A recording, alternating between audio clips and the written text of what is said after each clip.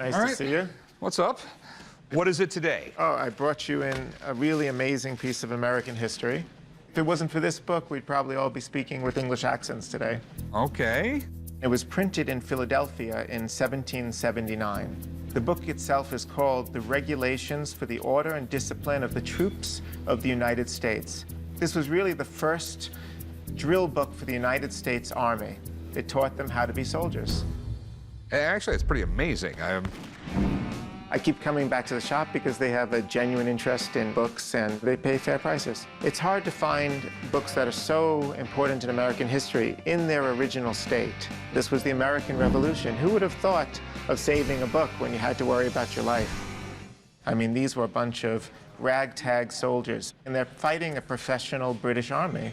So in 1777, Washington withdrew to Valley Forge for the winter encampment. And they didn't know what to do. They were losing men. They were very unhappy. General Washington almost lost his position as commander-in-chief. So they brought in this very famous Prussian military officer to start training the American troops, Baron von Steuben.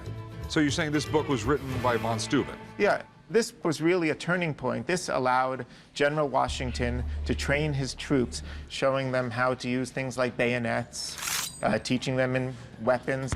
Here's really one of the first times you think of a modern army, think of attention. At this word, the soldier must be silent, stand firm and steady, moving neither hand nor foot. Yeah, he was absolutely amazing with the troops and basically transformed, you know, the citizen farmer soldier into a soldier. Exactly. Some people say that von Steuben just showed up one day looking to get a job. Others say that he was recommended by Ben Franklin himself. Either way, he whipped the American soldiers into shape, and we kicked some British ass. There's plates at the back of the book which are quite interesting. This actually shows the layout of the camp. Okay. You know, one of the things that he wanted to implement was, where do you put the quartermaster? Where do you put the surgeon? Where do you put the kitchen? Okay. This wasn't obvious to, you know, untrained Army cadets. Very, very interesting.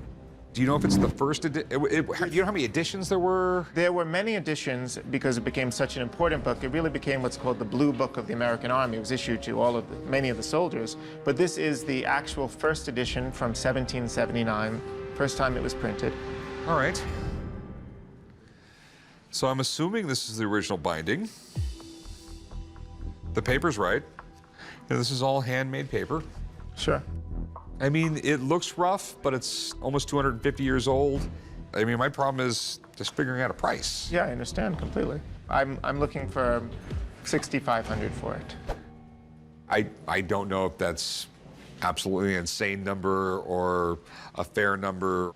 You've met Rebecca before. Let me get her down here to take a look at it. It's a great number. Don't even bother calling her. So. That just makes me want to call her even more. Sure, you got it. Give you a few minutes. No problem. I'm happy he's going to call Rebecca again. I mean, she really knows her stuff. Sometimes she's come in lower than I would have liked for books in the past. I could only cross my fingers, you know, and hope this time. One of my regulars brought in a book that was used to train soldiers during the Revolutionary War.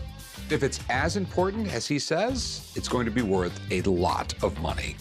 But I'm not taking his word for it. So Rebecca is coming in to tell me what she thinks. You brought me another book? The original field manual from the Revolutionary War by von Steuben himself. The Baron. Okay. This is a very cool book. The Baron actually is a really cool character in himself. He was in the Prussian army under Frederick the Great, so he had a good amount of experience in one of the world-famous armies. So Washington said, all right, here are 100 men. Drill them and show me. So the Baron did and proved himself. The Baron's Regulations was essentially the manual that standardized everything dealing with military troops and discipline. Washington was a brilliant general, but that means nothing if the soldiers won't follow his orders. So now, is this the first edition? Listen, there were 5 editions published during the American Revolution alone. 1779, Steiner and Sist. These are the Philadelphia publishers. It has the plates, everything in place. It is a first edition. Okay. It's miraculous that this book would survive, and I really like it. Okay. I kind of want it, but... Okay. I know different books are graded on condition differently. This book with someone's name scrawled across the front of it. And... Yeah. Rick, here's the thing. A book in the original boards, to the uninitiated, often kind of looks trashy. But this is the original binding put on by the binder Robert Aitken in 1779. Okay. That is exceptional by itself. Any collector of Americana, American Revolution, they're going to want this, and they're going to want it bad because you don't see copies, okay? Okay. So I mean, I'd give it a healthy price. I would put the retail up at $18,000. Ooh. Yeah. I like that. Okay. I would. Surprisingly high, more than I expected. This book completely deserves it. I should have never called you in. Yes, yes. This thing is incredibly rare. It's not something you run into very often at all. So even for me, I handle rare books everyday basis, and this is something that I haven't seen. So she said a lot of people really want it very badly. Yes. The only question is, how badly do you want it? So I'll give you the $6,500. Well, now that I heard the expert's evaluation, I mean, I want to be fair to you and everything. What about 12,000?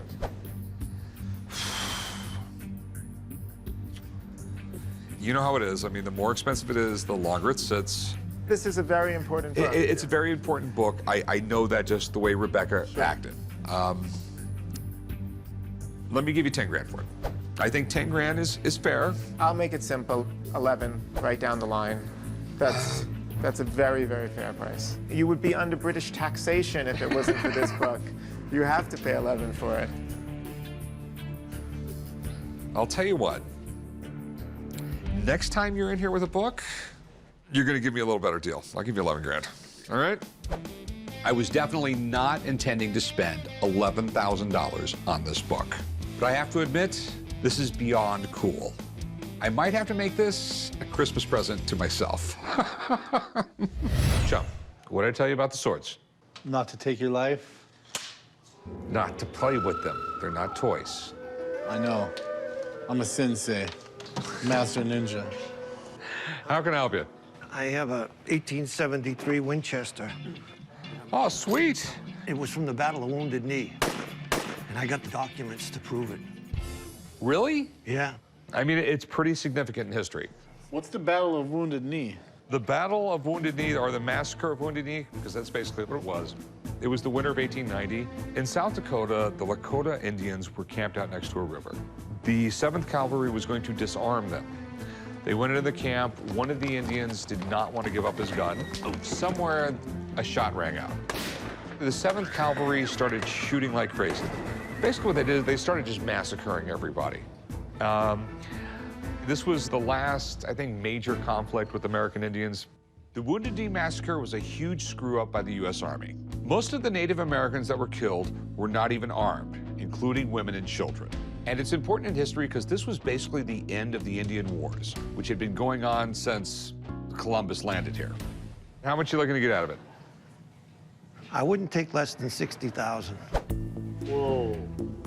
I just want my buddy to look at it. I just want to make sure this was actually from the Battle of Wounded Knee. You have paperwork here. I just want to make sure everything drives correctly. All right. Okay. Yep. Winchesters were popular with Native Americans for the same reasons they were popular with whites, because they were extremely reliable, extremely powerful, and it was just a really great gun. And most of these guns, they were just traded for, correct? Well, there was even a time when the United States military actively sought to arm Native Americans, and they would obviously do so with tribes that were on good terms with the government, and also some of them were obviously taken in battle. So Native Americans had guns for a long time, and the Wounded Knee Massacre was really kind of the last great event of the 19th century's Indian Wars. A really terrible moment in the history of the American West. The massacre at Wounded Knee, unfortunately, was a time when attitudes toward Native Americans were still quite negative. But this was a moment when things started to shift somewhat more sympathetically towards Native Americans. If we can tie it directly to the Wounded Knee Massacre, the 7th Cavalry, the significance of the gun increases dramatically. It's much more than your standard .73 carbine. Well, let's take a look and see what we got here. So what we have here is the unservable ordnance stores. Basically, it's a 19th century Excel worksheet. I mean, it's a sheet that's telling what they have, the serial numbers, the condition, and what they were going to do with it. Colonel James Forsyth, He was the commander of the 7th Cavalry, so that makes sense. January 3, 1891. Now, what's interesting about that particular day, after the battle took place on December 29th, the weather was terrible. As a result of a snowstorm, it wasn't until several days later that the 7th Cavalry was able to go back to the battle site and actively pick up and collect any weapons that had been discarded.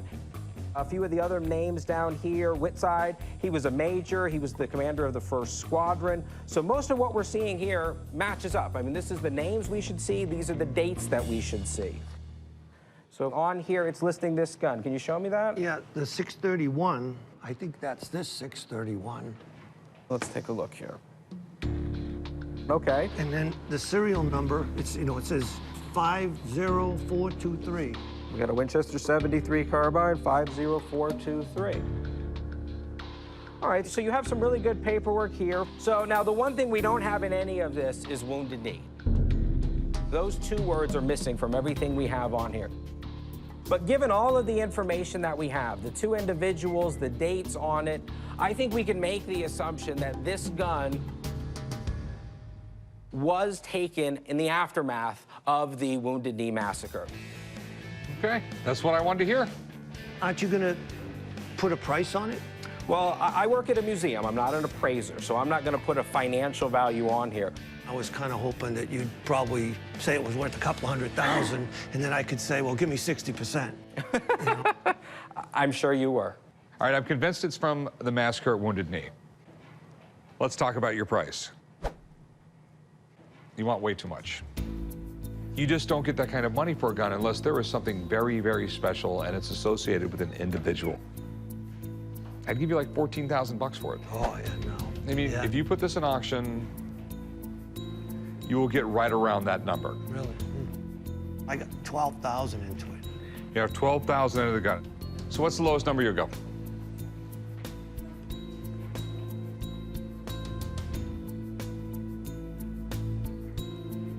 I'd go 50. Obviously, we're not going to do any business. Check around. Like I said, I really am being completely sincere with you. No, so. I believe you. All right, have a nice day. Thank bud. you very much. This guy is off his rocker if he thinks I will pay 50 grand for that gun. Plain and simple. Hopefully, he checks around town, gets a lot of prices, and comes crawling right back to me. What do you have? Well, I have FDR film footage from 1882 to 1945. Okay, I don't think you have enough film footage here for that. That's it's almost 60 years of film. Decided today to come to the pawn shop to try and sell this FDR footage that I have. If it's footage that's never been seen before, I feel the value of it is unlimited. Where'd you get this? Well, my husband's cousin died, and that was in his stuff. Okay, and do you have any idea what's on it? We've never watched the film. You could possibly have a very expensive Holy Grail type item here.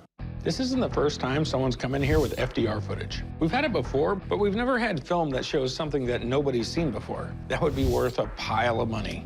FDR was one of the greatest presidents that there was. Social Security, the Second World War. All behind the scenes being in a wheelchair because of the polio he had when he was a kid. Right. And to say how well people like this guy, I mean, they elected him 4 times. They actually made a constitutional amendment that it can't happen anymore. This guy literally could have been king of the United States if he would have stayed alive long enough. Do you mind if I open it up? No, you go ahead, open it up. Okay.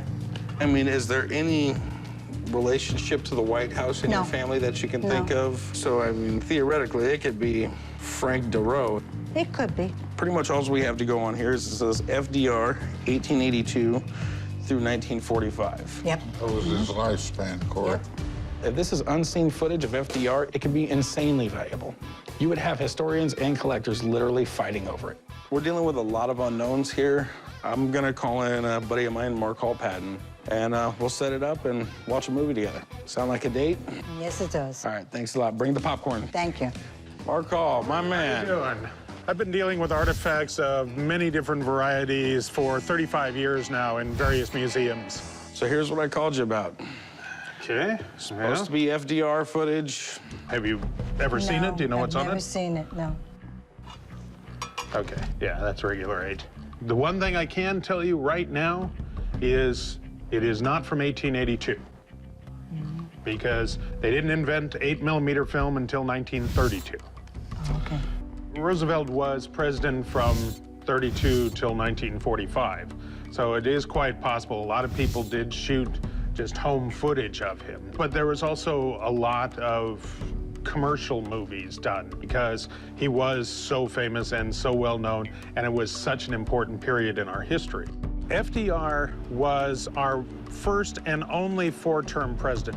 He came along right at the beginning of the Great Depression. He also ended up being our wartime president for World War II.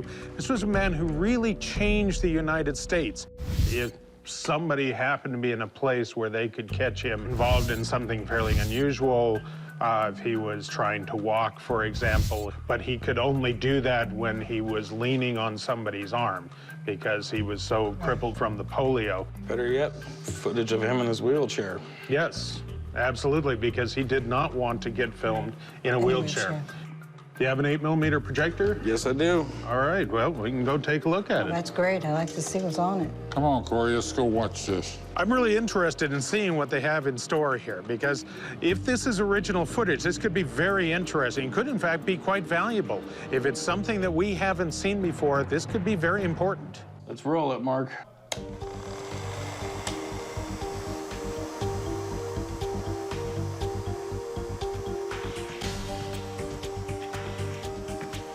That's FDR, all right.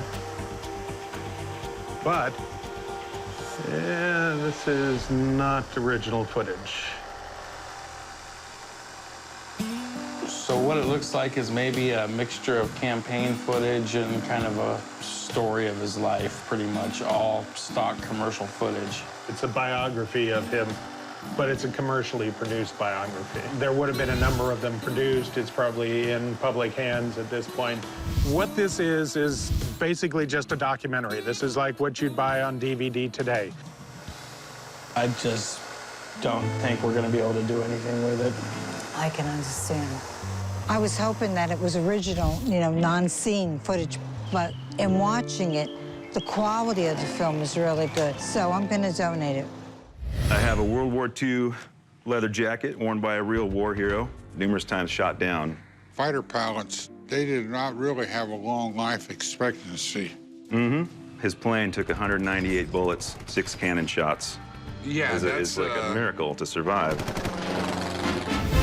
I came down to the pawn shop today to try to sell my World War II fighter jacket. I got the jacket from an old roommate. I have a lot of bills to pay. I'm hoping to get 10,000 bucks. I'd probably take as low as 4,000. So what do you know about the pilot who wore this? It was worn by Henry S. Heidekoper. When I researched it online, found out who the guy was, I said, wow, this guy was a hero. He was captain of the Hellhawks. Seriously? The Hellhawks were famous for stopping the Nazis at Normandy.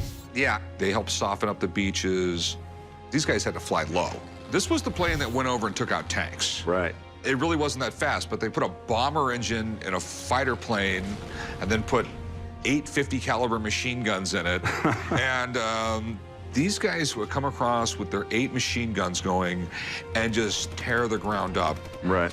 The Hellhawks were famous for basically being a bunch of badasses. They were at D-Day, the Battle of the Bulge, and they spearheaded the invasion of Germany. All right, so what do you want to do with it? I'd like to sell it. I feel it's worth 10,000 bucks. This is a genuine military jacket. I could see that. That's easy to tell. On the back collar, actually, is U.S. Navy. I'm pretty sure the Hellhawks were U.S. Army Air Corps. This could very easily be an Army unit, and they just acquired some Navy jackets. It's just a little weird to me. I know a guy who will know everything about this jacket. Let me have him look at this thing. Sure. And he will tell me everything about it. Sounds great. If this genuinely belonged to a Hellhawks pilot, it could be worth a lot of money. But I'm almost certain it should be from the U.S. Army, not the U.S. Navy. So I have to get this cleared up. There was a group called the Hellhawks that fought at Normandy. You know, they were very active in the invasion and D-Day and all of that. These guys were very successful fighters. The Hellhawks were quite involved taking out any of the German planes that got up into the air, trying to take out any of the German guns that they could, a significant part of the D-Day invasion. Yeah. It's got the shearling collar on it. This type of weaving here is World War II with the two different types of weaving here. The patch is a World War II style of patch. Jacket itself, in terms of being World War II, everything's correct on that. In terms of Heide Cooper himself, he was in the Hellhawks. I did find him listed in the Hellhawks as a member of the unit. The problem is, he was not the member of the Hellhawks that fought at Normandy. The Hellhawks is just the nickname for a group. Really? Yeah, it isn't the official name. So you also had a Marine Corps group that was VMF 213 that were the Hellhawks, also in World War II. And Heide Cooper is somebody that was in VMF 213. And they were a naval air group, but it is a very nice World War II fighter jacket. Less common than the Army fighter jackets. Thanks a lot, man. You're the best. Not a problem. Hey, Hope this Mark, helps. appreciate the info. The squadrons get known by the nicknames, but that's not their official name. So you get some confusion when you get an overlap of the same name and two different units. Now, you will not get $10,000 for it. But we do have a World War II fighter jacket that I'd be willing to pay you like $1,500 for. Yeah, I agree with you now that I know more. 10 grand is high, but it's got so much history. I'd take 4,000 bucks for it. It's very interesting. The price doesn't go as much as they were a few years ago. I'll give you 2,000 cash right now. 2,500? No. No. I'd go 2,000, not a penny more.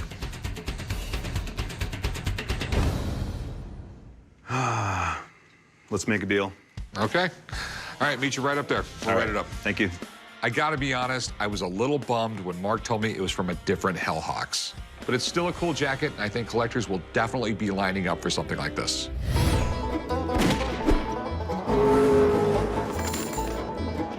Hey, so what do we got here? I have a letter from John Quincy Adams.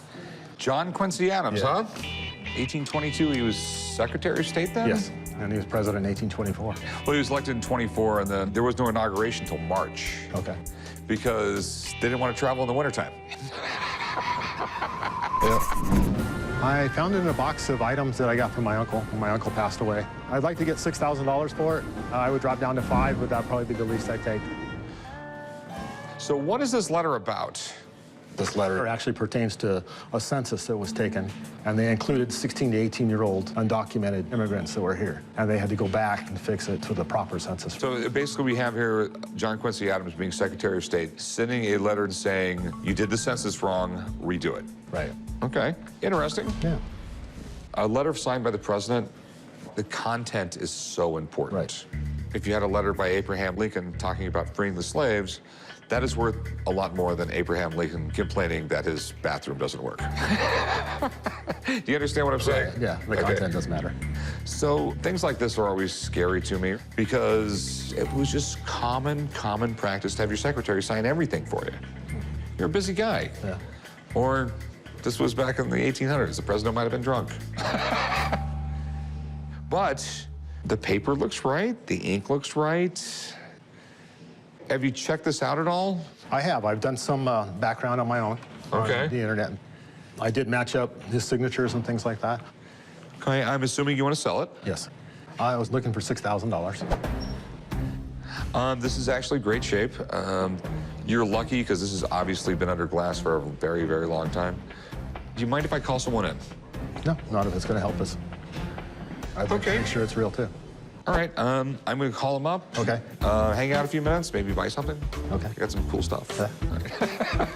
There's a lot of history behind this guy.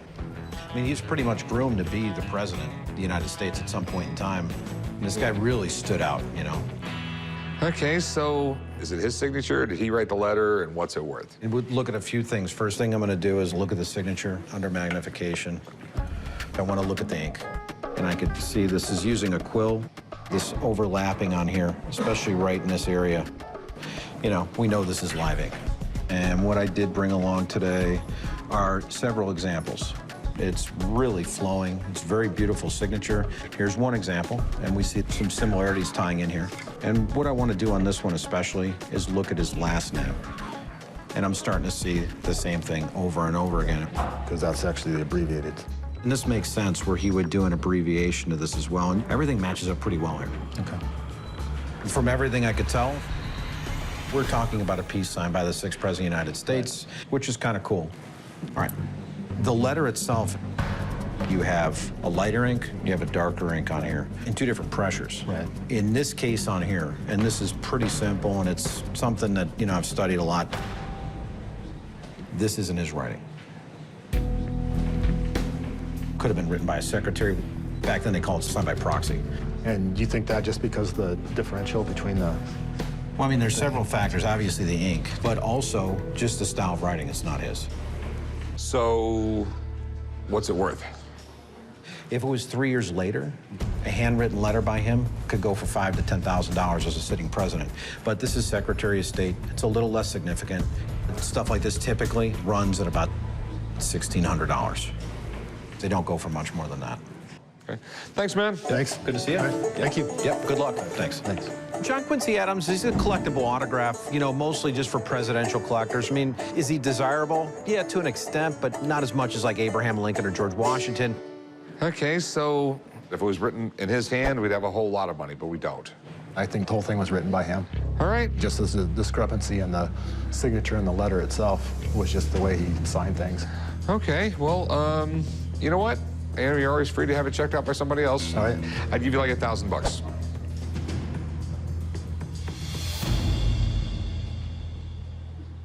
Yeah, for that, I think I'm going to go to keep it. I'll keep it and either save it for my kids or do something else with it, so. Okay. Sorry we couldn't make a deal, man. Thank you. It's not his handwriting? You got to be kidding me. I'm going to try and go ahead and legitimize it 100% and see if I can get some more opinions on it. We have a World War II German Enigma coding machine. An Enigma. These are amazing. I've seen pictures of them. I've read about them. I've never actually seen one in person. I mean, this thing was responsible for the rise and the fall of the entire German war machine. Where in the world did you get this? My father and I have an Enigma museum, and we treasure hunt. This thing won't make me understand women, will it?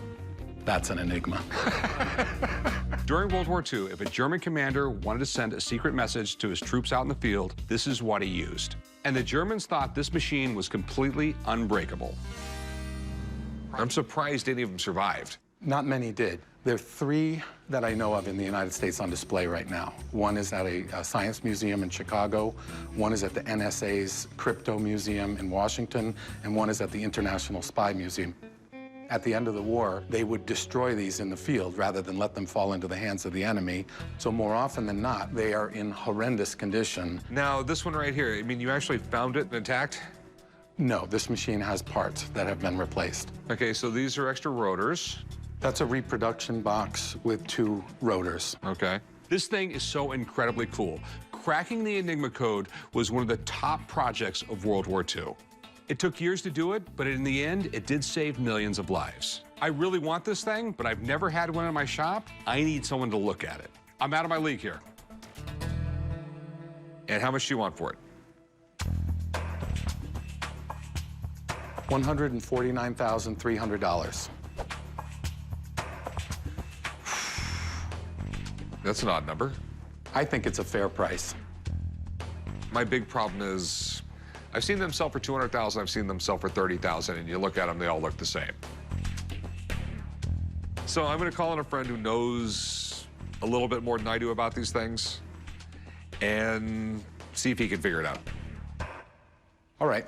Hey, what's up, man? Good to see you. What do you got? A mystery wrapped in a riddle? Yeah, it's an Enigma machine. It's pretty cool. Coolest thing about these things is that they named it the Enigma. Right. That is cool. If I had a dog, that's what I'd name him. I do have a dog. He's an idiot. My name is Will Willis. I'm a former Army Ranger and Air Force pararescueman, and I specialize in military items. The hardest part of being in the military for me was getting a haircut every week. Nothing like having a baby slick head for 4 years makes you think that hair's kind of nice. It's one of the coolest things that's ever been in this shop. It really is. Yeah, it is. It is a really cool thing, and it's really significant when you talk about being able to encrypt your messages to your generals and your soldiers. You know, having a machine like this that allows you to send those messages in secret is really a critical thing. And it was critical to us, the Allied forces, to be able to decipher these messages. And when we decrypted the machines, it shortened the war by 2 years.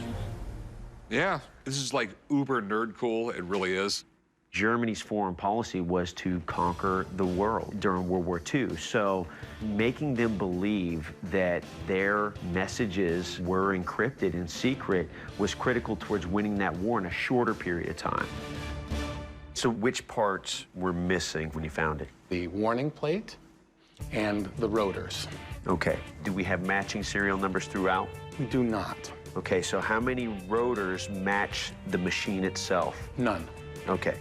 A serial number wasn't what drove the process. The rotor number was. But the serial number drives price. Okay. All right.